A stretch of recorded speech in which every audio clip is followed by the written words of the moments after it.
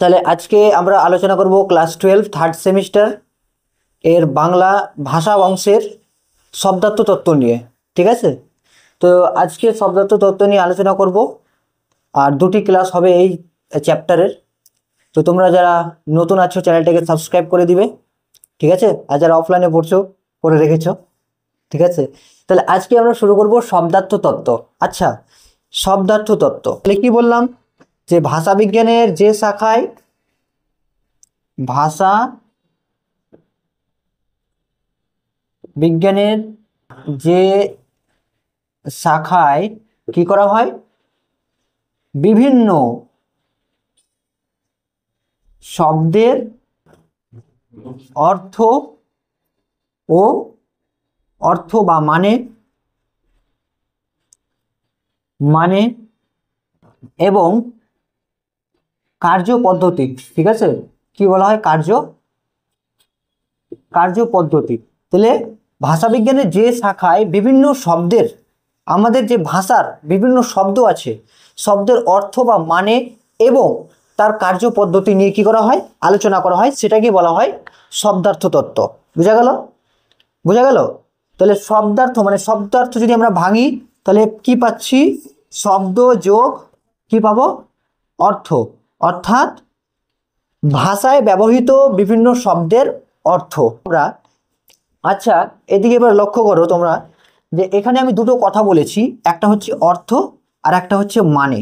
আচ্ছা, অর্থ আর মানে এই দুটো কি একই না? একই রকমই তো। মানে যেরকম আমরা বললাম অর্থ, তো এই দুটো শব্দ শুনতে একই রকম লাগলেও এরা দুজন কিন্তু একরকম না, ঠিক আছে।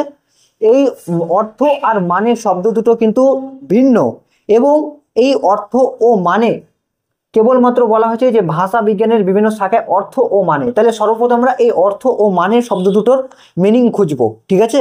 আর এই শব্দ দুটো কিভাবে ব্যবহার হয় বাংলা ভাষায় এবং কি কি পরিবর্তন হয়, কোন জায়গায় এর ব্যবহার কিরকম হয় নিয়ে আমরা কি করব, আলোচনা করব একটু, তারপরে আমরা বিষয়ের গভীরে যাব। বুঝা গেল? তাহলে অর্থ ও মানে এই দুটো শব্দের অর্থ আমাদের আগে জানতে হবে, ঠিক আছে। তো এই পাঁচটা বাক্যের মধ্যে লক্ষ্য করো, এখানে মানে আছে, এখানেও মানে শব্দ আছে, এখানেও মানে আছে, আর এখানে কি অর্থ আছে, আর এখানেও মানে আছে। তো এই যে পাঁচটা বাক্যের মধ্যে আমি মানে এবং অর্থ এই শব্দ দুটো ব্যবহার করলাম, তো এই অর্থ দুটোর মানে মিনিং কি হবে সেটা আমরা জানার চেষ্টা করব, ঠিক আছে। প্রথমে আমরা যখন বাক্যটা বলবো মেঘ মানে বৃষ্টি, দেখো এবার যে অর্থ ও মানে এই যে এই দুটো শব্দ রয়েছে, এই দুটো শব্দ মানে পরিস্থিতি অনুযায়ী কিভাবে চেঞ্জ হয়ে যাচ্ছে। তাহলে আমি যেরকম বললাম মেঘ মানে বৃষ্টি, এখানে মেঘ মানে বৃষ্টি, তাহলে এখানে কি বোঝাচ্ছে, মানে মেঘ সমান সমান বৃষ্টি বোঝাচ্ছে। হ্যাঁ, মানে মেঘ সমান সমান কি বোঝাচ্ছে, বৃষ্টি। মানে মেঘ মানে বৃষ্টি মানে সমান অর্থ, কি বোঝাচ্ছে, সমান অর্থ, ঠিক আছে, বা সমার্থক, সমান অর্থ বা সমার্থক বোঝাচ্ছে। দ্বিতীয় বাক্যে বলছে পরীক্ষায় ভালো ফল করলেই বড় চাকরি। তাহলে পরীক্ষায় ভালো ফল মানেই বড় চাকরি। তাহলে এখানে মানে শব্দটা কি, কার্যকরণ হিসেবে ব্যবহার হয়েছে, মানে একটা কাজ করলে তার ফল পাবো। বুঝা গেল? আমি যদি পরীক্ষায় ভালো ফল করি তাহলে আমি বড় চাকরি পাবো, ঠিক আছে। তাহলে এটা কি সম্পর্ক, কার্যকারণ সম্পর্ক, মানে একটা কাজ করলে আমি ওর ফলটা পাবো, ঠিক আছে। তাহলে এটা হচ্ছে কি, কার্যকারণ সম্পর্ক আমরা দেখতে পাচ্ছি, ঠিক আছে। তৃতীয় বাক্যে চলে আসবো, যে রামবাবু মানে কৃপণ মানে কি, কৃপণ, হ্যাঁ হ্যাঁ হ্যাঁ, তো রামবাবু মানে কৃপণ ব্যক্তি, ঠিক আছে। তাহলে এখানে রামবাবুর বৈশিষ্ট্যর কথা বলছে, এখানে ওর বৈশিষ্ট্যটা কি, কৃপণতা, ঠিক আছে। মানে ওর কথা বললে মানে গায়ের লোক বুঝে যাবে বা গ্রামের লোক বুঝে যাবে ও কৃপণ ব্যক্তি, ঠিক আছে। এখানে বলছে রামবাবু মানে কৃপণ, তাহলে এখানে মানে অর্থটা কি হিসাবে ব্যবহার হয়েছে, বৈশিষ্ট্য হিসাবে, ঠিক আছে। রামবাবুর বৈশিষ্ট্য এখানে প্রকাশ পেয়েছে, কি পেয়েছে, বৈশিষ্ট্য, রামবাবুর বৈশিষ্ট্য প্রকাশ পেয়েছে। তারপরের অর্থ দেখো, জীবনের অর্থ কি, তাহলে এখানে আবার অর্থ শব্দটা কি হিসেবে ব্যবহার হয়েছে, দার্শনিক চিন্তাধারা, ঠিক আছে, দর্শনের চিন্তাধারা। এখানে জীবনের অর্থ কি, তাহলে এটা একটা দর্শনের বিষয়, জীবন সম্পর্কে বলছে। তাহলে এখানে জীবনের অর্থ, তাহলে এখানে অর্থটা কি হিসেবে ব্যবহার হচ্ছে, দার্শনিক চিন্তা। বুঝা গেল? এবার 5 নম্বর অর্থটাতে বলছে এসবের মানে কি, এসবের মানে কি? তাহলে এটার কি বোঝাচ্ছে? মানে রেগে যাচ্ছে, রেগে কথাটা বলছে, রাগান্বিত স্বরে এই কথাটা বলছে যে এসবের মানে কি। তাহলে দেখ, মানে আর অর্থ দুটো বিভিন্ন ক্ষেত্রে বিভিন্ন অর্থ পাচ্ছি। হ্যাঁ, এখানে মানে বললাম, এ মানে মানে হচ্ছে সমান অর্থ বোঝাচ্ছে। পরীক্ষায় ভালো ফল মানে বড় চাকরি, মানে এখানে কার্যকরণ সম্পর্ক বোঝাচ্ছে। তারপরে রামবাবু মানে কৃপণ, তাহলে এখানে মানুষের বৈশিষ্ট্যটা বোঝাচ্ছে। তারপরে হচ্ছে জীবনের অর্থ কি, তাহলে এখানে দর্শন বিষয় বোঝাচ্ছে, মানে দর্শনের চিন্তা বোঝাচ্ছে, দার্শনিকদের চিন্তা বোঝাচ্ছে। আর এসবের মানে কি, মানে এটা বলছে একদম বিরক্তি প্রকাশ করছে, ঠিক আছে, প্রশ্ন করছে এইসবের মানে কি। হ্যাঁ, এটা কোনো মানে হলো? এরকম আমরা বলি না বলার সময়। তো এই হচ্ছে যে অর্থ আর মানের ব্যবহারের বিভিন্নতা। বুঝা গেল? বুঝতে পেরেছিস যে বাংলা ভাষায় অর্থ ও মানে এই দুটি শব্দগুচ্ছ কিভাবে পরিস্থিতি অনুযায়ী কি হয়, চেঞ্জ হয়ে যাচ্ছে, তার অর্থটা কি হয়ে যাচ্ছে, চেঞ্জ হয়ে যাচ্ছে।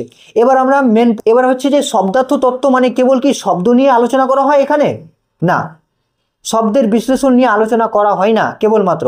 চর্চার কোনো কোনো শাখায় কি হয়, একই শব্দের ব্যবহার শব্দার্থ তত্ত্বের আলোচনায় হয় না, ঠিক আছে। একটাই শব্দ যে বারবার ব্যবহার করব এমনটা না, বিভিন্ন রকম আমরা ব্যবহার করতে পারি। তাহলে কি বললাম যে শব্দের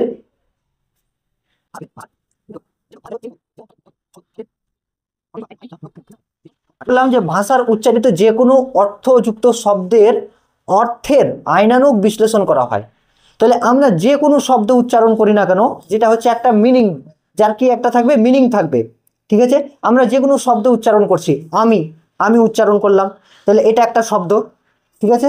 তাহলে এই শব্দের যে এর অর্থ কিরকম হবে, হ্যাঁ, অর্থ বিশ্লেষণ করলে কত রকম অর্থ পাবো, এইসব আলোচনা করা হয় কোথায়, শব্দার্থ তত্ত্বে। তাহলে বোঝা গেল?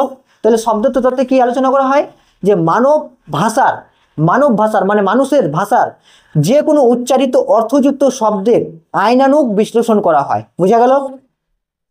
এখন তোরা প্রশ্ন করতে পারিস যে আমি শব্দটা বললাম, এটাও তো একটা শব্দ, ঠিক আছে, এটা একটা শব্দ, তো এখানে কি শুধু একটা শব্দকে নিয়ে আলোচনা করা হবে? না, এখানে আলোচনা করা হবে যে একটা ক্ষুদ্র বাক্যের অংশ, একটা ক্ষুদ্র শব্দের অংশ, একটা ক্ষুদ্র শব্দ থেকে একটা বড় শব্দ, বা একটা বাক্য বা শব্দগুচ্ছ বা বচনের অংশ বা তার অর্থগত বিশ্লেষণও করা হয়। বোঝা গেল? কেবলমাত্র একটা শব্দ নিয়ে আলোচনা করা হয় না, এখানে কেবলমাত্র শব্দ নিয়ে আলোচনা নয়, শব্দের ক্ষুদ্রতম অংশ, আমরা যে ক্ষুদ্রতম অংশ উচ্চারণ করি, বা বড় অংশ, বা কোনো একটা বাক্য বা বাক্যের অংশ, বাক্যাংশ বা বচন, এসবের কি করা হয়, অর্থগত বিশ্লেষণ করা হয় কোথায়, শব্দার্থ তত্ত্বে। বুঝা গেল? তাহলে যদি প্রশ্ন আসে শব্দার্থ তত্ত্বে কি নিয়ে আলোচনা করা হয়, তো পারবি। তাহলে এবার আমরা চলে আসি শব্দার্থ তত্ত্ব কত প্রকারের হয়, ঠিক আছে। শব্দার্থ তত্ত্ব মূলত কয় প্রকার, দুই প্রকার। একটা হচ্ছে তোর সাধারণ সাধারণ অর্থ বা প্রকৃত অর্থ বলতে পারিস, প্রকৃত সাধারণ বা প্রকৃত অর্থ। আর দ্বিতীয় হচ্ছে কি নির্দেশন, ঠিক আছে, নির্দেশন। তাহলে এই দুই ভাগে বলে দিচ্ছি, শব্দার্থ তত্ত্ব দুই ভাগে ভাগ করা হয়েছে, যেটা হচ্ছে একটা হচ্ছে সাধারণ অর্থ আর প্রকৃত অর্থ, আর একটা হচ্ছে কি নিদর্শন। বুঝা গেল? তাহলে এই সাধারণ অর্থ কি, আমরা যে অভিধানের মধ্যে যেসব অর্থগুলো ব্যবহার করি, কোথায়, অভিধান, ডিকশনারির মধ্যে, বাংলা ডিকশনারির মধ্যে যে শব্দগুলো আমরা পাই, যে অর্থগুলো পাই, সেগুলোই হচ্ছে প্রকৃত অর্থ বা সাধারণ অর্থ। এর কোনো বাংলার আর কোনো প্রতিশব্দ নেই বা আলাদা কোনো শব্দ নেই। যে শব্দ বা যে অর্থগুলো ইউজ হচ্ছে ডিকশনারির মধ্যে, বেঙ্গলি ডিকশনারির মধ্যে বা অভিধানের মধ্যে, সেগুলি হচ্ছে সাধারণ অর্থ বা প্রকৃত অর্থ। বোঝা গেল? তাহলে সাধারণ এই অভিধানের মধ্যে আমরা যদি লক্ষ্য করি, তাহলে কি দেখতে পাবো বলতো, একটা মূল অর্থ দেখতে পাবো, একটা মূল শব্দ, ঠিক আছে, একটা মূল শব্দ, তার পাশাপাশি 3-4টে মিনিং দেওয়া থাকবে পাশাপাশি, দেখেছিস? মানে একটা শব্দ দেওয়া আছে যেরকম আকাশ, ঠিক আছে, কি লেখা আছে, আকাশ, এবার ওর পাশাপাশি এরকম করে দেওয়া থাকবে ইস্টু করে, এর মিনিংটা কি, এর মিনিং হচ্ছে অম্বর, তারপরে হবে শূন্য, এগুলো হচ্ছে ওর শব্দ। তারপরে কি দেওয়া থাকবে, তারপরে তো গগন, এই যে একাধিক শব্দ দেওয়া থাকে না একটা শব্দের পাশাপাশি, তো এটা হচ্ছে অভিধানে থাকে। তো এই অর্থগুলোই হচ্ছে কি সাধারণ অর্থ। বুঝা গেল? তো এই অর্থগুলোকে বলা হয় সাধারণ অর্থ। আর এর মূল একটা শব্দ থাকবে, আর তার পাশাপাশি কি থাকবে, তার সম্পর্কযুক্ত শব্দ থাকবে। বুঝা গেল? তার সম্পর্কযুক্ত কি থাকবে? শব্দ করে বুঝবি। এটা হচ্ছে একটা শব্দ আকাশ, আর এই শব্দের সাথে এখানে দেখ এক বা একাধিক শব্দ আছে। তাহলে এই এক বা একাধিক শব্দের সাথে আকাশের কি একটা সম্পর্ক। তাহলে সম্পর্ক কি? এগুলোর মিনিং হচ্ছে একই। যেরকম হচ্ছে অম্বর, শূন্য, গগন, এগুলো হচ্ছে সমার্থক শব্দ, তাই তো? বা ওর মিনিংগুলো দেওয়া থাকে। তাহলে এগুলো হচ্ছে আকাশের একটা কি অন্যান্য শব্দগুলির সাথে যে সম্পর্ক, সেটাই হচ্ছে কি সাধারণ অর্থ। বুঝা গেল? এবার আসবো কি নিদর্শন। তাহলে এই নিদর্শনটা কি? দেখ, নিদর্শন হলো এটি একটি শব্দ। দেখ, এটি একটি শব্দ, এটি একটি শব্দ, আর সেই শব্দ কি বলতো? কোনো বস্তু, কোনো কোনো বস্তু বা বস্তুগুলি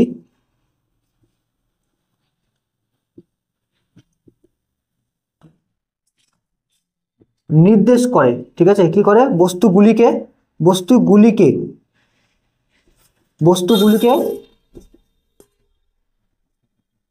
নির্দেশ করে,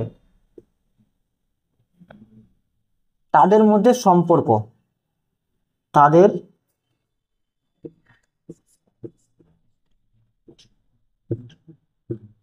নিদর্শন কি? এটি একটি শব্দ, সেই শব্দ, হ্যাঁ, এটি একটি শব্দ, কোন শব্দ? সেই শব্দ কোনো বস্তু বা বস্তুগুলিকে কি করবে? নির্দেশ করবে। ঠিক আছে? তাহলে এটা একটা শব্দ, যে শব্দ কি করবে? অন্যান্য নির্দিষ্ট একটা বস্তুকে কি করবে? নির্দেশ করবে। ঠিক আছে? তাহলে এখানে আমি যেরকম বললাম আকাশ, ঠিক আছে, এই আকাশটা দেখ কি কি বস্তুকে নির্দেশ করবে? গগন, ঠিক আছে, তারপরে অম্বর, ঠিক আছে, তারপরে কি শূন্য। এই যে এই বস্তুগুলিকে কি করবে বলতো? নির্দেশ করছে এই আকাশটা। এই আকাশ বস্তুকে নির্দেশ করবে এবং তাদের সম্পর্ক নির্ধারণ করবে। বুঝা গেল? তাহলে এটার মিনিংটা সেম, একই অর্থ, একই, খালি ডিফারেন্স, ডেফিনেশন আলাদা। বুঝা গেল? একই জিনিস। তেলিকুম বললাম বিড়াল, আকাশ, এইসব শব্দগুলো কি কি বস্তুকে নির্দেশ করবে, মানে তার সমার্থক শব্দগুলো। ঠিক আছে? একটা বিড়াল, যেরকম আমি বললাম মানুষ, ঠিক আছে, এবার মানুষ বললাম, এই মানুষ আর কি কি কাকে নির্দেশ করবে? মানুষ নির্দেশ করবে মানব, মানব মানেও মানুষ। ঠিক আছে? তাহলে এই যে এইটা কি বলা হয়? কি নির্দেশন। বুঝা গেল? নিদর্শন। আরেকটা দেখ, যে নিদর্শন কি বলতো? নিদর্শন কোনো কোনো শব্দের, সব শব্দের ক্ষেত্রে যে নিদর্শন প্রযোজ্য হয় এমনটা নয়। চলো, তাহলে এর নিদর্শন আমরা পাবো না। যেরকম কোনো, অতএব, এগুলো, তাহলে সব সব শব্দের ক্ষেত্রে আমরা নিদর্শন পাচ্ছি না। বুঝা গেল? সব শব্দের ক্ষেত্রে আমরা নিদর্শন পাচ্ছি না। কি কি বললাম? যে কিছু কিছু শব্দের নিদর্শন হয় না, যেরকম হচ্ছে কোনো, অতএব। বুঝা গেল? এগুলো নিদর্শন হবে না। তত্ত্ব, এই কয়েকটা জিনিস আমাদের পড়তে হবে শব্দার্থ তত্ত্বের মধ্যে। সমার্থকতা, বিপরীতার্থকতা, ব্যাপকার্থকতা, আর হচ্ছে প্রয়োগ তত্ত্ব। জিনিসগুলো কি এবার আমরা জানবো একে একে। ঠিক আছে? সমার্থকতা, বিপরীতার্থকতা, ব্যাপকার্থকতা, আর হচ্ছে প্রয়োগ তত্ত্ব। তাহলে পড়ি একটা করে পার্ট। তাহলে প্রথমে আমরা পড়বো কি? সমার্থকতা। তাহলে সমার্থকতা কি বলতো? সমার্থকতা মানে কি? সমান যোগ অর্থ। হ্যাঁ, সমার্থ শব্দের মানে কি? আমরা যখন সমার্থ শব্দটা ভাঙবো তখন কি পাবো?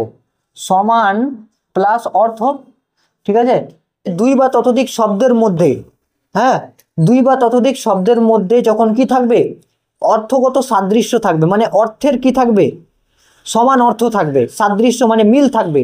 দুটো, একটা অর্থ বললাম, একটা শব্দ বললাম, আর তার পাশে পাশে দুটো শব্দ আরো বললাম, তো ওই দুটো শব্দই হচ্ছে একই রকম। এরকম উদাহরণ আমি দিচ্ছি। ঘোড়া, তারপরে বললাম মা, তারপরে বললাম, তাহলে ঘোড়াকে যেরকম ঘোড়া বলা হয়, ঘোড়াকে দেখ অশ্ব, একে আর এক নামে দেওয়া হয় অশ্ব। তাহলে অশ্ব, আর কি বলা হয়? ঘটকি, ঘটক, ওই ঘটক না। তাহলে মাকে বলা হয় দেখ জননী। ঠিক আছে? তারপরে কি বলা হয়? মাতা। তাহলে দেখ, এই মিনিংগুলো ঘোড়া, ঘোড়া মিনিং মানে এই দুটো অর্থ একই বোঝাচ্ছে, ঠিক আছে। তাহলে এই দুটি অর্থের মিনিং একটাই, ঘোড়া বোঝাচ্ছে। আমি অশ্ব বলি সে ঘোড়াকেই বোঝাবে, আমি ঘটক বলি সে ঘোড়াকেই বোঝাবে, আমি জননী বলি মাকেই বোঝাবে, মাতা বলি মাকেই বোঝাবে, ঠিক আছে। তাহলে এই শব্দগুলোর কি মিনিং কি চেঞ্জ হচ্ছে? মিনিং চেঞ্জ হচ্ছে না, মিনিংগুলো একই থাকছে। তাহলে দুই বা ততোধিক শব্দের যখন সাদৃশ্যগত অর্থগত মিল পাওয়া যায় সেই শব্দগুলোকে বলা হয় সমার্থক শব্দ। বুঝা গেল? এরকম আরো আকাশ বললাম, আকাশের কি হবে? অম্বর, গগন, শূন্য, বোম, ঠিক আছে, এগুলো হবে। তারপরে পাখি, পাখির উদাহরণ দেখ, পক্ষী, তারপর কি হবে? খেচর, হ্যাঁ, পক্ষী, খেচর, এটা হয় সমার্থক শব্দ। বুঝা গেল? তারপরে হচ্ছে পর্বত, দেখ পর্বত কি বলা হয়? শৈল, গিরি, আর কি আছে? নদী আছে, নদী কি হবে? হ্যাঁ, তটিনী আর তরঙ্গিনী। তাহলে নদীর সমার্থক শব্দ হচ্ছে তটিনী, তরঙ্গিনী, এগুলো হচ্ছে সমার্থক শব্দ। মানে দুটোরই অর্থ একজনকে বোঝাবে, নদীকেই বোঝাবে। আমি তটিনী বলি বা তরঙ্গিনী বলি, ওই মিনিংটা শুধু নদীকেই বোঝাবে। এগুলোকে শব্দকে বলা হয় সমার্থক শব্দ। বুঝা গেল? এগুলো ক্লাস 1 to 2 এ করেছি, তাও হ্যাঁ 5 এও করা আছে। কিন্তু এবার এখানে একটা জিনিস লক্ষ্য করতে হবে যে এই সমার্থক শব্দগুলো কি 100% সমান? মানে 100% কি সমান বোঝাবে? না, কিছু ক্ষেত্রে অমিল থাকবে, ঠিক আছে। মানে অমিল থাকবে মানে কি? এগুলো একটা পরিস্থিতি অনুযায়ী এদের অর্থগুলো বা বিভিন্ন শব্দার্থগুলো কি হবে? বিভিন্ন জায়গায় বসবে।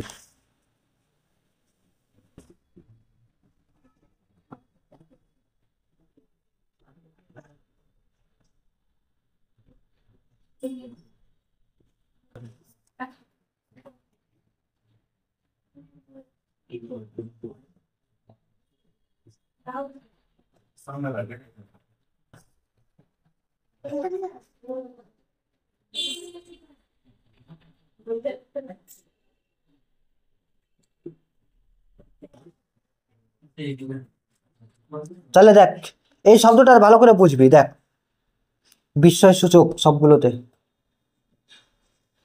তাহলে আমরা এবার দেখবো সমার্থক শব্দগুলো কিভাবে পরিস্থিতি অনুযায়ী বা বাক্যের পরিস্থিতি অনুযায়ী কি হয়ে যায়, তার অর্থটা চেঞ্জ হয়ে যায়। দেখ, এ তো অদ্ভুত, এ তো অপূর্ব ব্যাপার। তাহলে এই যে এখানে অপূর্ব, অপূর্ব শব্দটা এখানে প্রশংসা হিসেবে ব্যবহার হয়েছে। দেখ, প্রশংসা।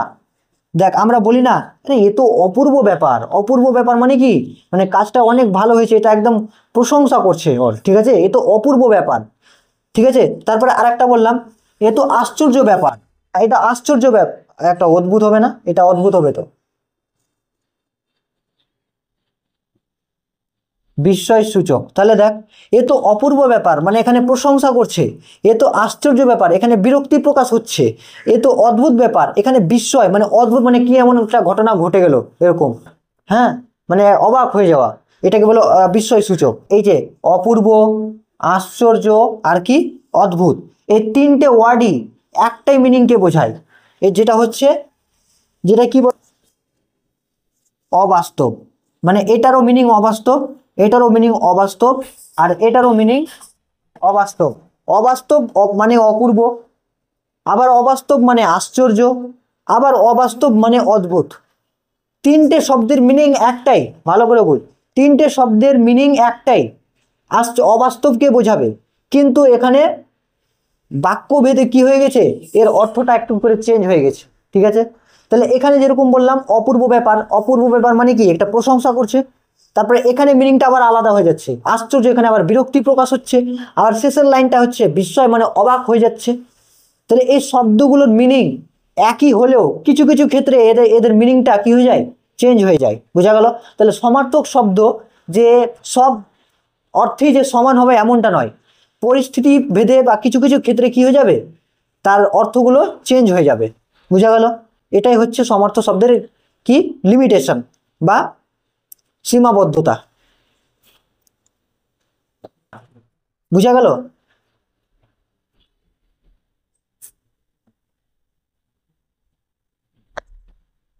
তাহলে সমার্থক শব্দ আমরা অনেক পাবো, নদী, ছেলে, অনেক ধরনের পাবো, ওগুলো দেখে নিবি। তারপরে জল মানে পানি, পানীয় বলি আমরা চলতি ভাষায়, ঠিক আছে, মানে চলতি ভাষায় জলকে পানীয় বলি তো। হ্যাঁ ওটাই। তাহলে গ্রাম্য উপভাষার ক্ষেত্রে অনেক সময় সমার্থক শব্দ ব্যবহৃত হয়, ঠিক আছে। যেরকম গাঁ, গাঁ বলতে গ্রাম, ঠিক আছে।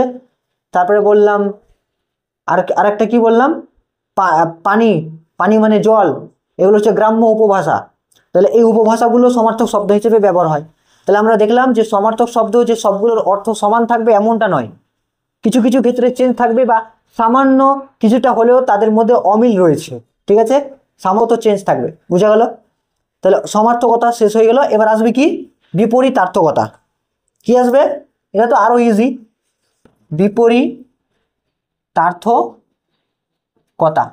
বিপরীতার্থকতা মানে কি, যখন দুই বা ততোধিক শব্দ মধ্যে কি পাওয়া যাবে, পার্থক্য পাওয়া যাবে, তখন সেই সব শব্দগুলি কি বলে, বিপরীত শব্দ বলে।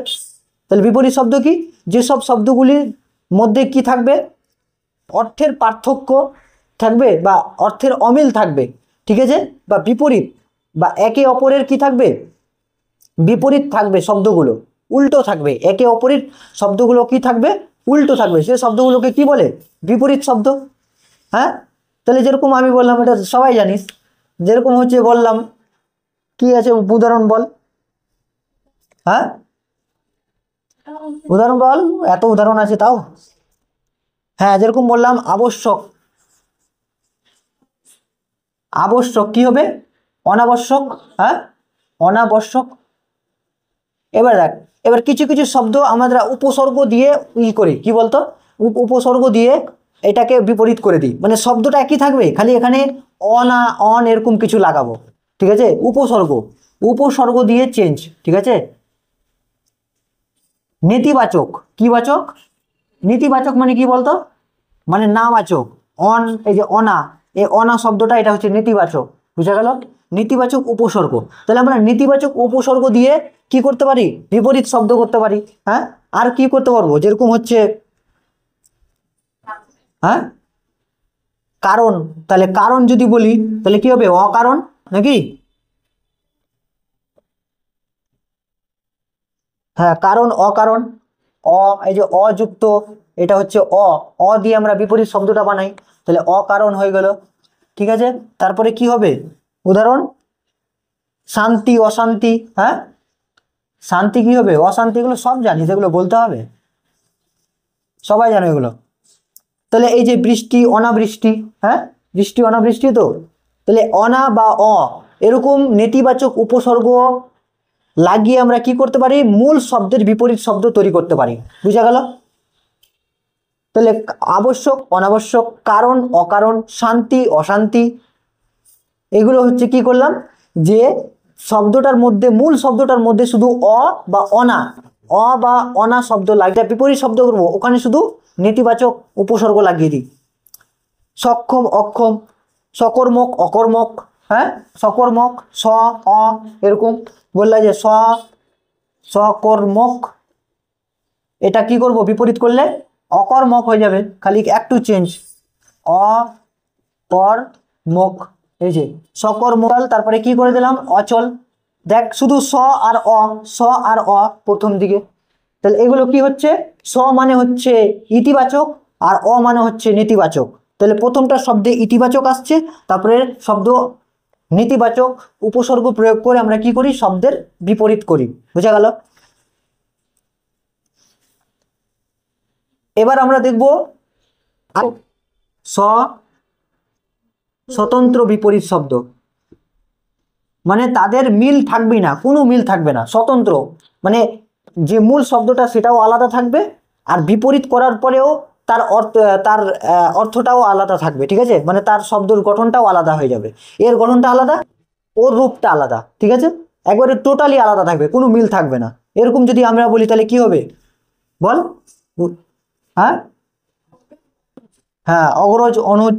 তারপরে যেরকম বললাম ভালো, ভালো দেখ, ভালো কি করব, মন্দ, তাহলে দেখ ভালো, এখানে আর এই বাক্যগুলোর মধ্যে কিছু মিল দেখতে পাচ্ছিস, কিছু মিল নাই, টোটালি ইও চেঞ্জ, এও 100% চেঞ্জ, এও টোটাল চেঞ্জ, মানে এরা স্বতন্ত্র, এও স্বতন্ত্র, এও স্বতন্ত্র।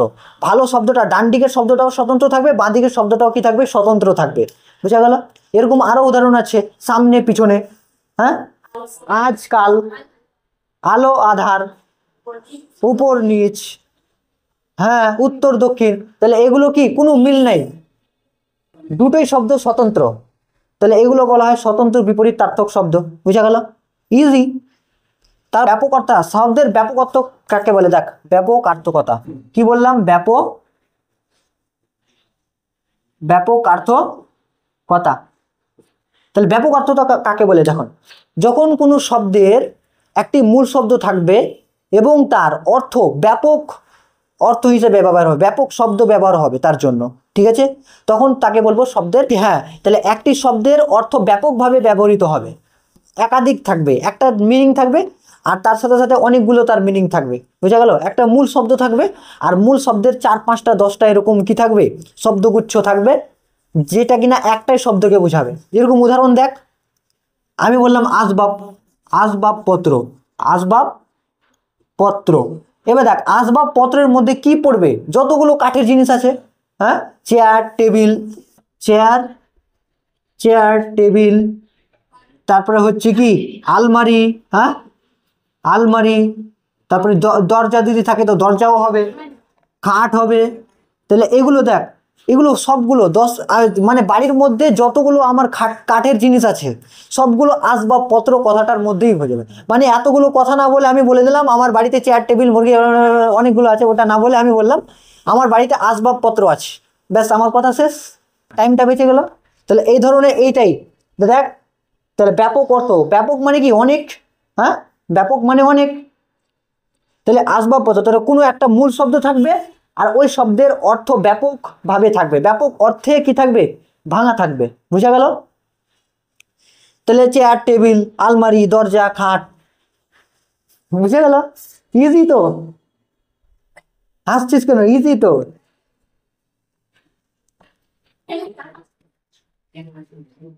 হাসছিস কেন? কি আছে এরকম? আর উদাহরণ দে, আর উদাহরণ দে এরকম কিছু। হ্যাঁ রং, হ্যাঁ রং, রং, এই যে রং বললাম, তাহলে রঙের মধ্যে কি হবে? যত রং আছে পৃথিবীর, হ্যাঁ ফুল হবে, রং হবে, রং বলে দিলাম। রং লাল হতে পারে, নীল হতে পারে, হলুদ হতে পারে, তারপরে তারপরে কি হতে পারে? বেনিয়া সহ কলা, বেনিয়া সহ কলা, ঠিক আছে। তাহলে বেগুনি, লাল, বেনি মানে নি হবে বেগুনি, তারপরে কি হবে? নীল, তারপরে হচ্ছে স থেকে হচ্ছে সবুজ, হ থেকে হলুদ, ক থেকে কমলা, লা থেকে লাল, বেনিয়া সহ কলা। হ্যাঁ, তাহলে এই যে এই সব এতগুলো রং না বলে আমি শুধু রং বলে দিলাম। তাহলে একটা বিভিন্ন অর্থ থাকবে, একটা মূল শব্দ থাকবে আর তার কি থাকবে? ব্যাপক অর্থে ব্যবহৃত হবে। বুঝা গেল? তাহলে ফুল, ফুল বললাম, এবার ফুল বলে দিলাম যে কোনো ফুল, জুই, জবা, তারপরে হচ্ছে গোলাপ, রজনীগন্ধা, গাঁদা ইত্যাদি। এই শব্দ, এই ফুলগুলো কি একটা ফুলের ক্যাটাগরি, মানে এক একটা ক্যাটাগরি থাকবে, ওই ক্যাটাগরির মধ্যে যত যা আছে সব একসাথে পড়ে যাবে। বুঝা গেল? এবার আসি, হ্যাঁ, আর এই থিসরাস, থিসরাসটা ইম্পর্টেন্ট আছে। থিসরাসটা কি? দেখ, থিসরাস, থিসরাস কি? শব্দগুচ্ছগুলোকে কি করার জন্য, সজ্জিত করার জন্য যে প্রথা অবলম্বন করা হয় সেটাকে বলা হয় থিসরাস। বুঝা গেল? থিসরাস কি বুঝে নে একবার। থিসরাস হচ্ছে অভিধানে শব্দগুচ্ছগুলোকে কি করার জন্য, সজ্জিত করার জন্য বা পরপর সাজিয়ে রাখার জন্য, যাতে শব্দগুলো খুব তাড়াতাড়ি খুঁজে পায়, সেই প্রসেসটাই হচ্ছে কি থিসরাস। আর এই থিসরাসটা কিন্তু আমরা সাধারণ যে ডিকশনারি থাকে ওই ডিকশনারি থেকে আলাদা, এটা কিন্তু অন্য ডিকশনারি, ঠিক আছে। এতে কি থাকবে বলতো? এতে একটা ক্যাটাগরি থাকবে, হ্যাঁ, আর ক্যাটাগরির মধ্যে যত যা কিছু আছে সব কিছু থাকবে। যেরকম ফল বললাম, এবার ফলের মধ্যে সবগুলো ফল একসাথে থাকবে। ফুল বললাম, তো ফুলের মধ্যে সব ফুলগুলো একসাথে থাকবে। এবার ধর এটা কখন ব্যবহার করা হয়, যেরকম আমি বললাম যে আম, ঠিক আছে, আম বললাম, এবার আমটা মানে ফল না ফুল আমি জানি না, ঠিক আছে, ধরে নে আম, মানে আম আছে, তো এই আমটা ফল ফুল না সবজি জানি না, তখন ওই ডিকশনারিটা বের করছি, হ্যাঁ এই ফলের, মানে আমার মাথায় ঘুরছে কিন্তু আমি বুঝতে পারছি না, তখন এই যে ডিকশনারিটা খুললাম, এই ফল, হ্যাঁ ফলের ক্যাটাগরি, হ্যাঁ এটা হচ্ছে আম। বুঝা গেল? এটাই থিসরাস। বুঝতে পারলি থিসরাসটা? থিসরাস কি বললাম, যে শব্দগুচ্ছগুলোকে একটা ক্যাটাগরি করে কি করা হয়, সাজিয়ে রাখা হয়। আর এই থিসরাসটা, হ্যাঁ, এই থিসরাসের একটা উদাহরণ দিয়ে দিবি, অমর কোষ এর উদাহরণ। যদি থিসরাসের উদাহরণ বলে তাহলে কি বলবি, অমর কোষ। এটা কোন ভাষায় লেখা হয়েছিল, সংস্কৃত। ঠিক আছে, তাহলে সংস্কৃত ভাষায় যে অমর কোষ যে ডিকশনারিটা রয়েছে, যে থিসরাসটা রয়েছে, এই থিসরাসটা কোন ভাষায় লেখা আছে, সংস্কৃত ভাষা। যদি বলে একটা থিসরাসের উদাহরণ দাও, তাহলে কি বলবি, অমর কোষ। বোঝা গেল? আর একটা হচ্ছে যে এই যে থিসরাসটা, এই প্রথাটা চালু করেছিল কে বলতো, পিটার বার্গ রজেট। তাহলে পিটার বার্গ রজেট নাকি, রজেট। এই যে এই দার্শনিকটা বা এই যে ভাষাবিজ্ঞানী পিটার মার্ক রজেট সর্বপ্রথম থিসরাস কি করেছিল, আধুনিক থিসরাস তৈরি করেছিল। মনে রাখবি, আধুনিক থিসরাস কি থিসরাস, আধুনিক থিসরাস। সর্বপ্রথম আধুনিক থিসরাস মানে কি করেছিল, রচনা করেছিল। আধুনিক থিসরাস রচনা করেছিল কে, পিটার মার্ক রজেট। ঠিক আছে, কত সালে, তাহলে 1805 সালে এই থিসরাসটা রচনা করেছিল। আর প্রকাশিত হয়েছিল 1852। কত, 1852 কি হয়েছিল, প্রকাশিত হয়েছিল। কি প্রকাশিত হয়েছিল, এই যে থিসরাসটা প্রকাশিত হয়েছিল। কে রচনা করেছিল, পিটার মার্ক রজেট, যেটা কি আধুনিক থিসরাস বলা হয়। ঠিক আছে, তাহলে আধুনিক থিসরাস কবে রচিত হয়, 1805 খ্রিস্টাব্দে। কে রচনা করেন, পিটার মার্ক রজেট। হ্যাঁ, আর কবে প্রকাশিত হয়েছিল, 1852 সালে। বোঝা গেল? এটা কি ধরনের, আধুনিক থিসরাস। আর একটা সংস্কৃত থিসরাসের উদাহরণ কি, অমর কোষ। বোঝা গেল? অনেকগুলো কোশ্চেন হবে, আর এটা খুব ইম্পর্টেন্ট। তাহলে থিসরাসটা কি আরেকবার বলে দিই। থিসরাস হচ্ছে যে অভিধানের একটা হচ্ছে, অভিধানের মধ্যে শব্দগুচ্ছকে কি করার জন্য, যে আমাদের বিভিন্ন ভাষা যে শব্দ রয়েছে, এই শব্দগুলোকে ক্যাটাগরি করে বিভাজন করে একটা নির্দিষ্ট ক্যাটাগরিতে রাখা হয়েছে। এক একটা করে ক্যাটাগরিতে বা এক একটা শ্রেণীতে রাখা হয়েছে। সেই শ্রেণীগুলোকে বলা হয় কি, বলা হয় থিসরাস। বোঝা গেল? কি, প্রয়োগ তত্ত্ব। বোঝা গেল? তো প্রয়োগ তত্ত্ব জিনিসটা কি, প্রয়োগ মানে কি আগে বল। প্রয়োগ মানে কোনো জিনিস ব্যবহার করা। ঠিক আছে, সেটাকে বলা হয় প্রয়োগ। ঠিক আছে, সমাজের বিভিন্ন ক্ষেত্রে ভাষা যে ব্যবহার হয় এবং এই ব্যবহারের ফলে ভাষার অর্থের যে পরিবর্তন হয় বা অর্থের যে কি হয় বলতো, অর্থের উপর যে প্রভাব পড়ে, সেসব বিষয় নিয়ে আলোচনা করা হয়। তো কেবলমাত্র যে ভাষার অর্থ নিয়ে আলোচনা করবে এমনটা নয়, আনুষঙ্গিক আরও অন্যান্য বিষয়, আনুষঙ্গিক মানে পাশাপাশি অন্যান্য বচনের অর্থ নির্ণয়ের ক্ষেত্রেও ব্যবহার হয়। বুঝা গেল? এবার আমি একটা বাক্য লিখি, কি বললাম আরেকবার আমি বলে দিচ্ছি। প্রয়োগ তত্ত্ব মানে হচ্ছে আমরা ব্যবহারিক ভাষাগুলো যে ব্যবহার করছি, মানে ভাষা যে আমরা বাংলা ভাষায় ইউজ করছি, তো এই ভাষাগুলো সমাজের বিভিন্ন ক্ষেত্রে কি হয়, ব্যবহার হয়। এবং ব্যবহার হওয়ার ফলে কি হয়, তার অর্থের প্রভাব পড়ে। ঠিক আছে, মানে অর্থ পাল্টে যায়। অন্য কোনো আমরা একটা সমাজে যদি যাই, হ্যাঁ, তো ওখানে শব্দটার অর্থ আলাদা। এখানে গাল দিচ্ছি মানে গালিগালাজ হচ্ছে, কিন্তু ওখানে মিনিংটা আবার ভালো। তাহলে এই যে সমাজের ভাষার যে ব্যবহার, সেই ব্যবহারের ফলে কি হয়, অর্থের উপর প্রভাব পড়ে। ঠিক আছে, শোনার মাধ্যমে কি করতে পারবো না, ওই তার অর্থটা আমরা বুঝতে পারবো না। বুঝা গেল? আমি যে বাক্য বলবো বা কথা বলবো, যে এবার হচ্ছে যে শুধু ভাষার বিশ্লেষণ করে বা গ্রামাটিক্যাল দিক থেকে আমরা বুঝতে পারবো না যে এটার মিনিংটা কি। তাকে ইঙ্গিত বা ইশারা, ঠিক আছে, ইঙ্গিত বা ইশারা বা হাতের আঙ্গুল দিয়ে নির্দেশ করবো, তারপরেই বুঝতে পারবো যে মিনিংটা কি বলছে। উদাহরণ দিই, উদাহরণ আমি বললাম,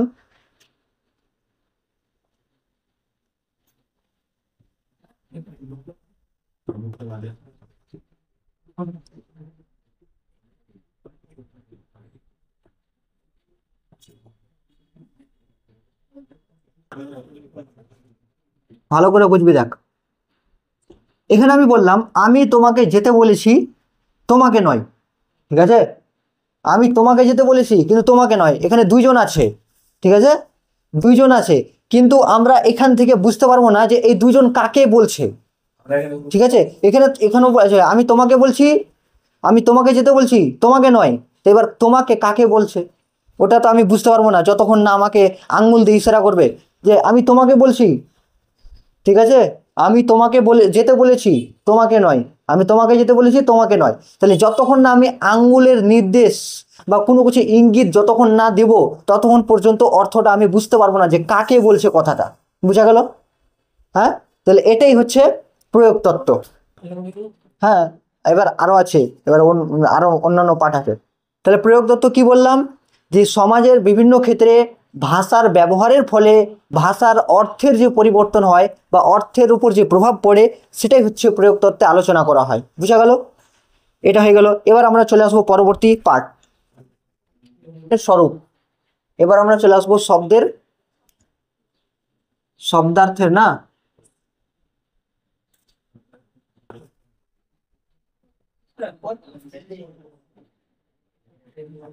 বর্তনের স্বরূপ।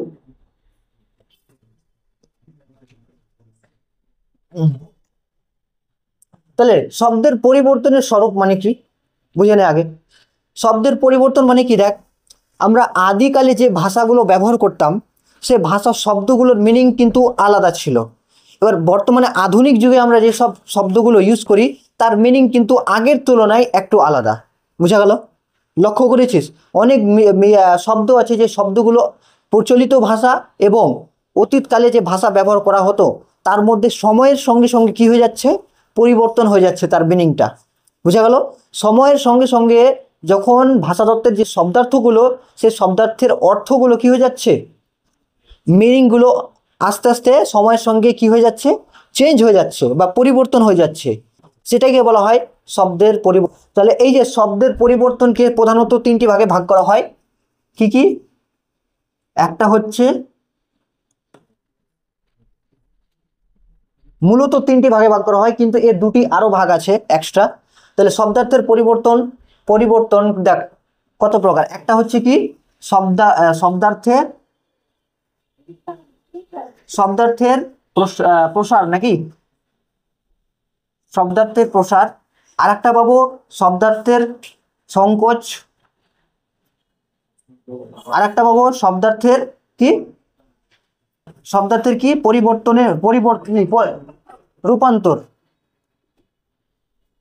রূপান্তর। তারপরে আর একটা পাবো অপকর্ষ, না সরি উৎকর্ষ। আর একটা পাবো অপকর্ষ। ঠিক আছে, এই পাঁচটা জিনিস পড়লে আমাদের চ্যাপ্টার শেষ। ঠিক আছে, এখান থেকে অনেক এমসিকিউ হয়, অনেক ধরনের এমসিকিউ হয় এখান থেকে। তাহলে শব্দার্থের প্রসার, তাহলে শব্দ যে পরিবর্তন হচ্ছে সময়ের সঙ্গে সঙ্গে, তাহলে এই শব্দার্থ পরিবর্তনকে মূলত তিন ভাগে ভাগ করা হয়েছে, কিন্তু তার দুটো আরো এক্সট্রা ভাগ রয়েছে। তাহলে মূলত যদি আমরা বলি তাহলে তিনটে ভাগ বলবো। বুঝা গেল? যদি বলি মূল ভাগ কয়টা, তাহলে তিনটে বলবো। আর যদি আরো এক্সট্রা চাই, তাহলে সেটা বলবো পাঁচটা ভাগ বলবো। ঠিক আছে, পাঁচটা, দুটো এক্সট্রা। তাহলে একটা হচ্ছে শব্দার্থের প্রসার। তাহলে শব্দার্থের প্রসার মানে কি জানতে হবে, সংকোচ, রূপান্তর, উৎকর্ষ, অপকর্ষ। তাহলে সর্বপ্রথমে আমরা আসবো শব্দার্থের প্রসার। বোঝা গেল? 1 নম্বর পয়েন্ট আমরা চলে আসবো কি, শব্দার্থের প্রসার। এবার প্রসার মানে কি বলতো? প্রসার মানে হচ্ছে বেড়ে যাওয়া। হ্যাঁ, প্রসার মানে বেড়ে যাওয়া। তাহলে যে কোনো শব্দের অর্থ, একটা নির্দিষ্ট অর্থ ছিল বা তার নির্দিষ্ট একটি অর্থ ছিল, কিন্তু পরবর্তীতে সময়ের সঙ্গে তার অর্থের ব্যাপকতা বৃদ্ধি পেয়েছে। বুঝা গেল? বুঝতে পেরেছিস?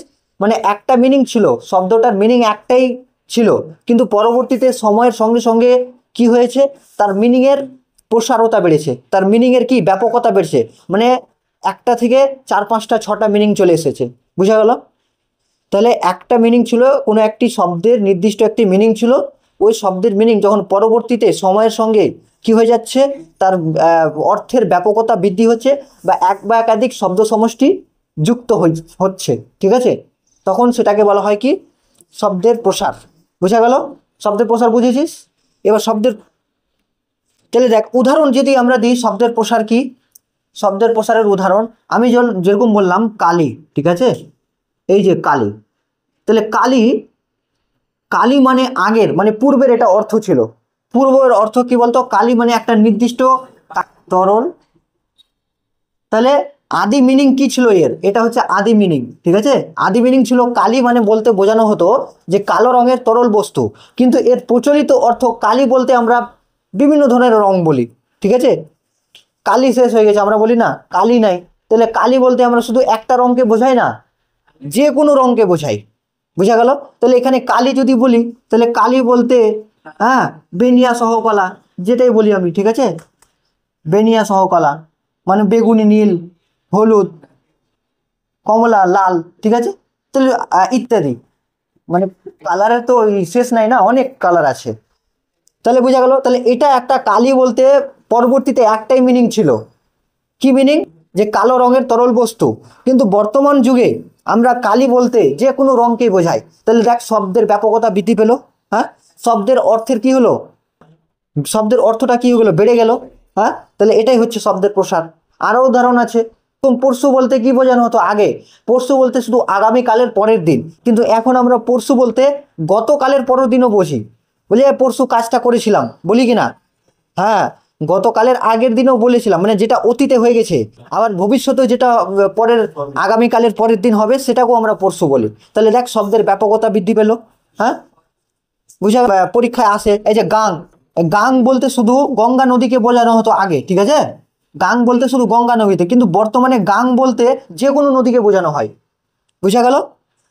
যে কোনো নদীকে বোঝানো হয়। তাহলে নদী কি একটা আছে? অনেকগুলো নদী। গাং বলতে সব নদীকে বোঝানো হয়। তাহলে এক শব্দের ব্যাপকতা বা তার অর্থের ব্যাপকতা বৃদ্ধি পেল, ঠিক আছে, তার প্রসার হলো শব্দের অর্থের। তাহলে এটাই হচ্ছে শব্দের প্রসার। প্রত্যেকটা উদাহরণগুলো মুখস্থ করবে, ঠিক আছে, পরীক্ষায় কিন্তু দেবে, বলে দিবে যে এখানে কি ঘটনা ঘটেছে তখন। তাহলে শব্দের ব্যাপকতা বলে দিবে যে এই শব্দটা এর আদি শব্দ কি, গাং, গাঙের আদি শব্দের অর্থ কি, গঙ্গা। যদি বলে প্রচলিত অর্থ কি, তাহলে যে কোনো নদী, এরকম ভাবে প্রশ্ন আসবে। বুঝা গেল? কালি শব্দের অর্থ কি, আদি শব্দ কি, কোনো তরল কালো, কি তরল বস্তু, কালো রঙের তরল বস্তু, কিন্তু বর্তমানে প্রচলিত অর্থ কি, কালি বলতে যে কোনো রং, ঠিক আছে। এইরকম ভাবে পরীক্ষা আসবে।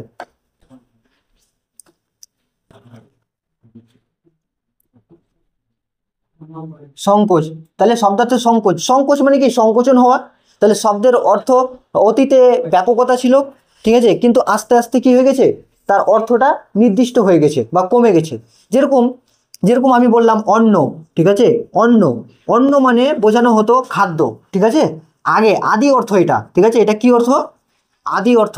তাহলে অন্ন বলতে কেবল খাদ্য মানে যে কোনো খাদ্যকে বোঝানো হতো, কিন্তু বর্তমানে অন্ন বলতে শুধু ভাতকেই বোঝানো হয়, ঠিক আছে। তাহলে বর্তমানে মানে প্রচলিত, প্রচলিত অর্থ, প্রচলিত অর্থ অন্ন বলতে কি বলতো না, অন্ন বলতে কেবলমাত্র খাদ্যের একটা নির্দিষ্ট অংশকে বোঝানো হয়, ঠিক আছে, খাদ্যের একটা অংশ।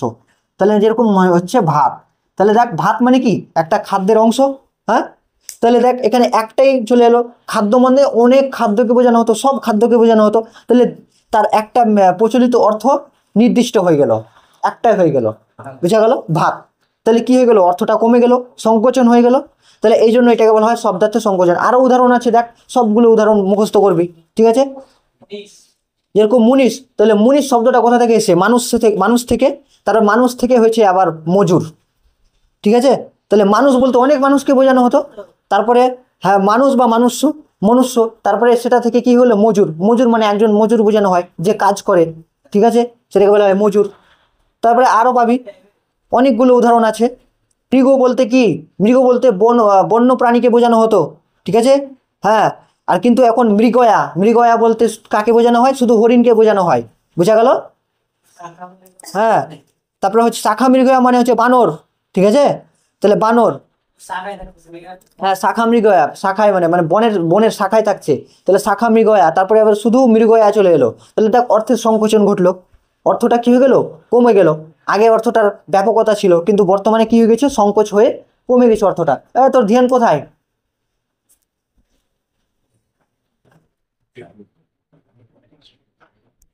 তারপরে শব্দার্থের কি পড়বো, রূপান্তর, শব্দার্থের রূপান্তর। তাহলে রূপান্তর মানে কি, মানে আগের আদি অর্থ, কোনো শব্দের আদি অর্থ এবং প্রচলিত অর্থের পরিবর্তনের কোনো যোগসূত্র নেই, ঠিক আছে, মানে পুরোটাই চেঞ্জ, পুরোটাই চেঞ্জ হয়ে যাবে, কোনো যোগসূত্র থাকবে না, চেঞ্জ, হ্যাঁ। সেটাকে বলা হচ্ছে কি সব, গবেষণা মানে হচ্ছে রিসার্চ করা, কোনো জিনিস অনুসন্ধান করা, হ্যাঁ। তাহলে গবেষণা মানে এর আদি অর্থ কি জানিস, গরু খোঁজা, বুঝতে পারলি, হ্যাঁ গরু খোঁজা, হ্যাঁ এই গরু, দেখ গরু খোঁজা আছে না, গরু খোঁজা আছে না, মিনিংটা দেখতো। হ্যাঁ হ্যাঁ, তাহলে দেখ গবেষণা মানে হচ্ছে গরু খোঁজা, এটা হচ্ছে ওর আদি অর্থ। কিন্তু প্রচলিত অর্থ গবেষণা মানে কি? এই প্রচলিত অর্থ গবেষণা মানে হচ্ছে কি করা বলতো? অনুসন্ধান করা। ঠিক আছে,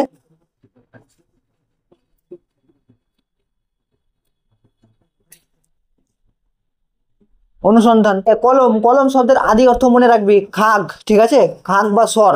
তারপরে এখন বর্তমান ওটা প্রচলিত অর্থ কি হয়ে গেছে? লেখনী। ঠিক আছে, লেখনী। তাহলে লেখনী এটা হচ্ছে কি, দেখ শব্দের অর্থগুলো পুরোটাই চেঞ্জ হয়ে যাচ্ছে, আগের তুলনায় পুরোটাই চেঞ্জ। এখানে কিন্তু যোগসূত্র পাওয়া যাচ্ছে না, বুঝা গেল? কিন্তু কিছু কিছু ক্ষেত্রে যোগসূত্র আছে, এমনটা নেই যে 100% যোগসূত্র নেই, ডাইরেক্ট চলে এসেছে এমন না। যদি আমরা ভাষার ইতিহাস পড়ি তাহলে আমরা দেখতে পাবো ওই শব্দগুলোর একটা নির্দিষ্ট কি রয়েছে, গোড়া রয়েছে, তারপরে আস্তে আস্তে কি হয়েছে, চেঞ্জ হয়েছে। ঠিক আছে, যেরকম উদাহরণ কি বলতো, উদাহরণ বলছি দারু, দারুণ দারুণ দারুণা। দারুণ শব্দের অর্থ হচ্ছে কাষ্ঠ নির্মিত। ঠিক আছে, দারুণ শব্দের অর্থ কি? দারুণ শব্দের অর্থ হচ্ছে কাষ্ঠ, কাষ্ঠ নির্মিত। দেখ কিভাবে পরিবর্তন হয়েছে। তারপরে দেখ কাষ্ঠ নির্মিত হলো, তারপরে পড়েছে কাষ্ঠ নির্মিত বস্তুর মতো শক্ত। এই দারুণ শব্দটার অর্থ, আদি অর্থ হচ্ছে কাষ্ঠ নির্মিত। ঠিক আছে, তারপরে আবার চেঞ্জ হয়ে কি হলো, কাষ্ঠের মতো শক্ত। ঠিক আছে, কাষ্ঠ নির্মিত মানে কাঠের মতো শক্ত। তাহলে এটা কাষ্ঠ নির্মিত থেকে কি হয়ে গেল, কাষ্ঠ নির্মিত বস্তুর মতো শক্ত। তারপরে হয়ে গেল আবার অত্যন্ত, অত্যন্ত শক্ত। তারপরে অত্যন্ত শক্ত থেকে আবার পরিবর্তন হয়ে কি এলো, শুধু শক্ত। অত্যন্ত, শুধু অত্যন্ত মানে দারুণ। দারুণ মানে কি অত্যন্ত না, দারুণ মানে অত্যন্ত। হ্যাঁ বিশাল, অত্যন্ত। তাহলে দেখ কিভাবে শব্দের পরিবর্তন হলো। তাহলে এর যোগসূত্র আমরা পাচ্ছি, তাহলে এমনটা নয় যে শব্দের যোগসূত্র পাবো না। দেখে আমাদের মনে হবে যে প্রাদা এসছে, কিন্তু একেবারে তো টপকে আসেনি, আস্তে আস্তে পরিবর্তন পরিবর্তন হয়ে কি এসছে, শব্দগুলো এসছে। তাহলে এটা হচ্ছে শব্দের রূপান্তর, বোঝা গেল? তাহলে কি বললাম, শব্দের রূপান্তর। শব্দের রূপান্তর হচ্ছে যে শব্দের আদি অর্থ এবং বর্তমান অর্থের বা প্রচলিত অর্থের কোনো যোগসূত্র থাকবে না। ঠিক আছে, তখন সেটা হচ্ছে শব্দের রূপান্তর, মানে শব্দের রূপটা পুরোপুরি কি হয়ে যাবে, চেঞ্জ হয়ে যাবে। বুঝা গেল? উদাহরণ আমি বললাম এই যে গবেষণা, তারপরে আরেকটা বললাম এই যে চক্রান্ত। আরেকটা উদাহরণ দেখ, চক্রান্ত, এর আগের দিন বলেছিলাম। চক্রান্ত আদি অর্থ হচ্ছে চাকার শেষ প্রান্ত। ঠিক আছে, চক্র যোগ অন্ত, এটাকে যদি ভাঙি তাহলে পাবো কি, চাকার শেষ। চাকার, এই যে চাকা আছে না, তাহলে চাকার শেষ প্রান্ত, শেষ প্রান্তকে বলা হতো চক্রান্ত। মানে চক্র মানে কি চাকা, আর অন্ত মানে শেষ, তাহলে চাকার শেষ প্রান্ত। কিন্তু চক্রান্ত মানে বর্তমানে আলাদা কিছু বোঝায়, চক্রান্ত মানে ষড়যন্ত্র বোঝায়। হ্যাঁ, চক্রান্ত মানে এটা বর্তমান অর্থ কি, ষড়যন্ত্র। হ্যাঁ, দেখ তাহলে মিনিংটা পুরোপুরি চেঞ্জ হয়ে যাচ্ছে, পুরোপুরি আলাদা। এটার সাথে এটার কোনো মিল আছে? কোনো মিল নাই। এটা চাকার শেষ প্রান্ত আর এটা ষড়যন্ত্র, এটা তো পুরোপুরি আলাদা। হ্যাঁ, তাহলে এটাই হচ্ছে শব্দের রূপান্তর, বোঝা গেল? তাহলে শব্দের রূপান্তর আমরা পড়ে নিলাম, আর কিছু কিছু ক্ষেত্রে শব্দের কিভাবে পরিবর্তন হচ্ছে সেটাও আমরা দেখে নিলাম। এবার আসবো উৎকর্ষ অপকর্ষ, এটা তো আরো ইজি। তাহলে শব্দের উৎকর্ষ, শব্দার্থের কি বললাম, উৎকর্ষ।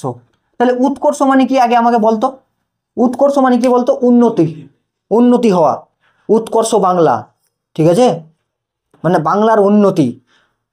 তাহলে যখন কোনো শব্দ কি হবে বলতো, মূল শব্দটা মানে তার অর্থটা, হ্যাঁ, মানে উন্নতি হবে, অর্থটার উন্নতি হবে, মূল শব্দটা থাকবে, যেটা আদি শব্দটা থাকবে, তার আদি অর্থ বা মূল শব্দটার অর্থ কি হবে, অর্থটার উন্নতি ঘটবে। ঠিক আছে, তখন সেটাকে বলবো আমরা উৎকর্ষ। যেরকম উদাহরণ আমি বললাম, উদাহরণ হচ্ছে কি বললাম, মন্দির। দেখ মন্দির, মন্দির শব্দটা আদি অর্থ হচ্ছে কি বলতো, মন্দির শব্দের আদি হচ্ছে বাড়ি। তাহলে এটা হচ্ছে মূল অর্থ বাড়ি। হ্যাঁ, এবার পরবর্তীতে চেঞ্জ হয়ে কি হয়ে গেল, দেবালয়। ঠিক আছে, দেবালয়। তাহলে দেব যোগ আলয়, মানে দেব, দেবা মানে যেখানে দেবতারা থাকেন, সেটা হচ্ছে মন্দির। তাহলে দেখ শব্দটার মানে তার উন্নতি ঘটলো। একটা বাড়ি আর মন্দির বা বাড়ি আর মসজিদ, তাহলে কোনটা বেশি পবিত্র, মসজিদটা পবিত্র বা হচ্ছে মন্দিরটা পবিত্র? তাহলে সেটা শব্দের উন্নতি ঘটলো না, শব্দের অর্থের উন্নতি ঘটলো। কোথায় বাড়ি আর কোথায় মন্দির মসজিদ, তাহলে শব্দের কি হলো, উন্নতি হলো। হ্যাঁ, তাহলে সেটা হচ্ছে কি দেখ, তাহলে এটাই হচ্ছে শব্দের উৎকর্ষ। তাহলে মূল অর্থটার কি হবে, শব্দের মূল অর্থটার কি হবে, সময়ের সাথে সাথে কি হবে, উন্নতি হবে, তখন তাকে আমরা বলবো শব্দের উৎকর্ষ। বুঝা গেল? আর অপকর্ষ তার উল্টো। আর অপকর্ষ কি,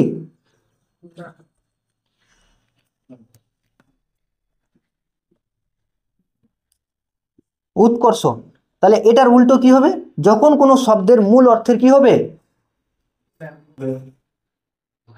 অবনতি ঘটবে, অর্থের কি অবনতি ঘটবে, বা কোনো শব্দের মূল অর্থটার কি ঘটবে, কি ঘটবে, হ্রাস, হ্রাস ঘটবে না, মানে হচ্ছে তার অর্থের মিনিংটা কি হয়ে যাবে, নিম্নতর হবে, নিম্নতর। ঠিক আছে, হ্যাঁ, নিম্নতর মানে হচ্ছে উৎকর্ষের উল্টো হয়ে যাবে, অপকর্ষ হয়ে যাবে। যেরকম উদাহরণ দেখ, মহাজন। ঠিক আছে, মহাজন মানে বলা বলা হতো কি বলতো, মহাজন মানে ধার্মিক ব্যক্তি, কিন্তু প্রচলিত অর্থ কি বলতো, ঋণদাতা, যারা ঋণ দেয়, যারা ধার দেয়। ঠিক আছে, ঋণদাতা। তাহলে দেখ, ধার্মিক ব্যক্তি আর ঋণদাতা, তাহলে এই শব্দটা হচ্ছে, শব্দটা উন্নতি ছিল, ভালো ছিল শব্দটা, কিন্তু বর্তমানে শব্দটা ঋণদাতা মানে যারা ঋণ দেয়, মানে শব্দটার অর্থটা খারাপ করে দিয়েছে। ঠিক আছে, আর ওটা, এটা তুলনামূলক ভালো হবে, আর এই শব্দটা তুলনামূলক আস্তে আস্তে কি হবে, খারাপ হচ্ছে। তাহলে মহাজন বলতে আমরা কাকে বুঝি বলতো, মহাজন মানে যারা ধার দেয়। ঠিক আছে, হ্যাঁ, ওই যাদের কাছে রয়েছে। আর মহাজনগুলো, আমাদের মহাজনগুলোকে আমরা খারাপ চোখেও দেখি অনেক সময়। ঠিক আছে, হ্যাঁ, তাহলে এই যে মহাজন মানে ধার্মিক ব্যক্তি, কোথায় ধার্মিক ব্যক্তি আর কোথায় ঋণদাতা। তাহলে শব্দের কি ঘটলো, অবনতি ঘটলো, শব্দের মিনিং বা শব্দের অর্থের কি ঘটলো, অবনতি ঘটলো, বা শব্দের অর্থটা কি হয়ে গেল, তুলনামূলক খারাপ হয়ে গেল আগের তুলনায়। আর এখানে কি ছিল, তুলনামূলক খারাপ থেকে কি হয়ে গেল, একটু উন্নতির দিকে গেল বা ভালো হয়ে গেল। তাহলে বাড়ি, দেবালয়, তারপরে মন্দির মানে গৃহ বা বাড়ি, আর পরবর্তীতে আমরা প্রচলিত অর্থ কি ব্যবহার করছি, দেবালয়। ঠিক আছে, মানে যেখানে দেবতারা থাকেন। তারপরে হচ্ছে অপকর্ষ, হচ্ছে তার উল্টো, যখন কোনো শব্দের অর্থের কি ঘটবে, অবনতি ঘটবে। ঠিক আছে, তখন তাকে আমরা বলবো অপকর্ষ। যেরকম মহাজন হচ্ছে ধার্মিক ব্যক্তি, আবার এখন প্রচলিত অর্থ কি হয়ে যাচ্ছে, ঋণদাতা। তাহলে শব্দের কি ঘটলো, অবনতি ঘটলো, অর্থটার কি ঘটলো, অবনতি ঘটলো। ক্লিয়ার? বুঝতে পেরেছি সবাই? ডান। তাহলে এখান থেকে কি কি কোশ্চেন হবে আমি বলে দিই। প্রথমে ইম্পর্টেন্ট কোশ্চেনগুলো আলোচনা করে দিই। তাহলে প্রথমে আমাদের কি পড়তে হবে, যে শব্দার্থ তত্ত্ব কি, 1 নম্বর পয়েন্ট। তাহলে শব্দার্থ তত্ত্ব হচ্ছে কি, যে ভাষাবিজ্ঞানের যে শাখায় শব্দের অর্থ বা মানে এবং তার পদ্ধতিগত আলোচনা করা হয়। ঠিক আছে, পদ্ধতি আলোচনা করা হয় বা প্রসেস আলোচনা করা হয়, সেটাকে বলা হয় কি, শব্দার্থ তত্ত্ব। এবার হচ্ছে শব্দার্থ তত্ত্বের মধ্যে আমরা কি জানবো, প্রথমে যে শব্দের মধ্যে দুটো শব্দ আছে, একটা অর্থ আর একটা কি শব্দ, সরি, অর্থ আর একটা কি হচ্ছে মানে। তো এই দুটো অর্থ সব জায়গায় একই রকম হয় না, যেটা আমরা দেখলাম। ঠিক আছে, যে বাংলা ভাষা ব্যবহার করার সময় তার অর্থগুলো কি হচ্ছে, বিভিন্নভাবে প্রকাশিত হচ্ছে বা প্রতিফলিত হচ্ছে। তারপরে আমরা কি জানলাম, যে কেবলমাত্র যে এই যে শব্দার্থ তত্ত্ব রয়েছে, এই শব্দার্থ তত্ত্ব কেবলমাত্র একটা শব্দকে নিয়ে করা হয় না, এটা বাক্যের অংশ বা একটা বড় বাক্য বা একটা ছোট শব্দ। ঠিক আছে, বা কোনো বচনের অর্থের আইনানুগ বিশ্লেষণ করা হয়। বুঝা গেল? আর একটা এবার কি জানলাম, শব্দার্থের বিভাগ। তাহলে শব্দার্থের বিভাগ বিভিন্ন বিজ্ঞানীদের মতভেদ থাকলেও তাকে দুই ভাগে ভাগ করা হয়। একটা হচ্ছে সাধারণ অর্থ বা প্রকৃত অর্থ, আর দ্বিতীয় হচ্ছে কি, নিদর্শন। বোঝা গেল? তাহলে সাধারণ অর্থ কি, অভিধানের মধ্যে যে অর্থগুলো ব্যবহার হয় বা দেখি আমরা, সেগুলো হচ্ছে সাধারণ অর্থ। সাধারণ অর্থের মধ্যে একটা থাকে মূল অর্থ, আর তার পাশাপাশি থাকে শব্দগুচ্ছ, যেগুলোর মিনিং একই, এটাকে বলা হয় অর্থ। এবার হচ্ছে কি, যে নিদর্শন কাকে বলে, তো নিদর্শন হচ্ছে যে একটি শব্দ কি করবে, অন্য কোনো বস্তুকে কি করবে, নির্দেশ করবে এবং তাদের মধ্যে সম্পর্ক বের করবে, সেটাই হচ্ছে কি, নিদর্শন। বুঝা গেল? এবার পড়লাম কি, সমার্থকতা, তারপর হচ্ছে বিপরীতার্থকতা, তারপরে কি, প্রয়োগ তত্ত্ব, সব বলে দিলাম। বুঝা গেল? তার মধ্যে থিসরাসটা হচ্ছে ইম্পর্টেন্ট। থিসরাসের কবে প্রকাশিত হয়েছিল, আধুনিক থিসরাস কে প্রকাশিত করেছিল, কত সালে প্রকাশিত করেছিল, এবং একটি সংস্কৃত থিসরাসের নাম বলো। বুঝা গেল? এটি হচ্ছে ইম্পর্টেন্ট কোশ্চেন। তো আজকে আমাদের শব্দার্থ চ্যাপ্টার পুরো ক্লোজ, একদম কমপ্লিট হয়ে গেল। ঠিক আছে, যারা দেখোনি তারা পুনরায় ভিডিওটা দেখে নেবে। ঠিক আছে, ভিডিওটা আমি এডিট করে লাগিয়ে দেবো পুরোটাই, তোমরা দেখে নেবে পুরো ভিডিওটা, যারা আগের ক্লাস করোনি। ঠিক আছে।